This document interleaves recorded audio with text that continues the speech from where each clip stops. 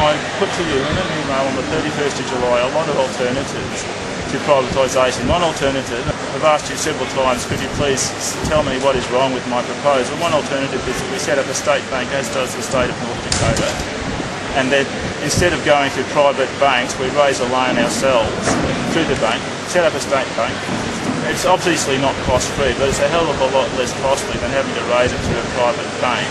And then we use that to fund the infrastructure rather than... James, whether you're a private bank or a state-owned bank, you still raise money through the same channels on the international market. So GDC is the Treasury Corporation which raises capital in international markets for the use of Queensland government agencies, government-owned corporations and the budget sector.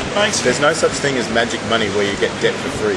Well, in fact is that private banks create money out of nothing. All they do, a bank considers how much debt do you think the Queensland government should have? A bank considers a promise to repay the loan as an asset. So essentially you could have the state bank that simply get from the state government a promise to repay the loan, and that is actually considered as money. That's exactly the way that private banks raise their own finances, and there's no reason why a state-owned bank can't do it as well. The only difference is that your solution is more debt raised in a different way. My solution is debt raised in a different way, but it will be a lot cheaper because it's the way that North Dakota does it. That is a state that is not bankrupt, whereas all the other states have. It's been done successfully in other places. But if you just keep raising more money and more debt without a way of paying it back, then what's your alternative? It is not. There's a limit. Is there not? It is cheaper to do it if the government owns it. But is there not a limit? We don't. There are limits to how much a state can go into debt. And what would you propose is the limit for Queensland? We're talking about a difference of 14 billion. The total number of the debt is of the order of 90 billion, so it's not making a huge amount of difference. Anyway, I've sent you my email. What I would actually like is from Treasury a written response as to what is wrong, rather than just sort of argue this out in this way. I haven't got that. Undertake to meet with you, James. So yeah, okay. But I do have I have also sent you a written document as well, and I'd like that.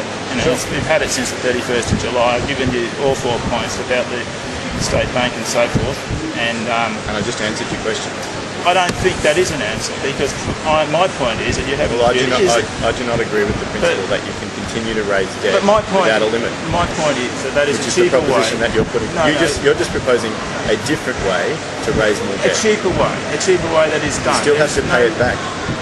That is right. I didn't say it was cost-free. I said it was cheaper. We could have our own state bank. We could raise the finances as a state bank exactly the same way as any private corporation done. It's done in the past when we had the Commonwealth Bank. It was done in North Dakota. It's probably been done in lots of other places in the world.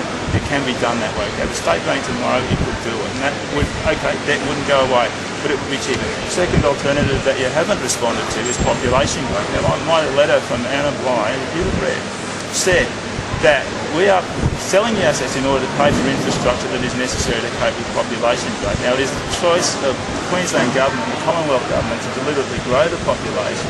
Back in 2005, Peter Beattie put in an advertisement in the Victorian Mail newspaper that asked for people to move from interstate into Queensland. He never told the people that 4 or 5 years down the track that we're going to be paying for extra population growth by selling off the family silver. Well, James, in fact, the biggest population flows rather than interstate migration are in fact from overseas migration. That's right. So let me finish my point, please. And secondly, from the increase in the natural birth rate.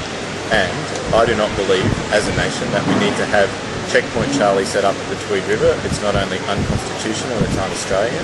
Secondly, I don't support having birth limits for Australians who want to start a family. And the reality is that population growth is not a predetermined government policy, but the challenge for us is to deal with the population flows which are occurring. So we can't stop people coming over the border from New South Wales and Victoria. The federal government sets a migration policy. People are free to move about within Australia.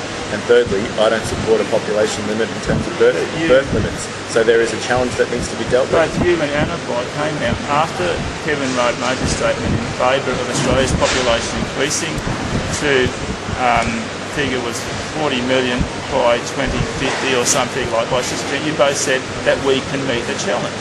And it's obvious the newspapers every day of the week are full of stories about how the Queensland government has completely failed to meet the challenge of past population growth. Our streets are a schmozzle. We are being told that our rates and our electricity rates must go up. We must pay more for water because we have to build more infrastructure to pay for additional numbers that the Queensland government has deliberately encouraged to come here. When the Auditor General's report came out, it slammed the Queensland government's management of health, management of transport, and applied, stood up and said, it's not my fault, it's the fault of population growth. And yet, when there's a raging debate about increasing Australia's population by another 60%, both you and Anna Bligh came out and publicly said that we can rise to the challenge, while other people who are responsible, who are cared about the future, who recognise that there are limits to what water, what we can pay for, said, no, this is not on, this has to be stopped. The fact is that the Queensland government at every point has encouraged population growth, and it hasn't told the people of Queensland that we've got to pay for that population growth with selling off the family silver. The reality that we have to face, James, as we said very clearly in the public arena, is you have to make choices. There's a finite resource out there in terms of the ability to raise debt. You don't accept that. You agree with more and more debt. I don't. So that's the starting point of the debate. The second I don't agree with more and more debt. I think there has to be a limit too. So I propose one way to limit. What's your limit? Stabilise population. And if we are selling off our public assets... So do you support cutting the migration intake, banning interstate migration and capping the birth rate? I say start with stopping international immigration. I say that if the federal government is so responsible that they want to increase our population by 60 million, then our state governments have a responsibility to say, hey, we are having to flog off our assets to pay for this.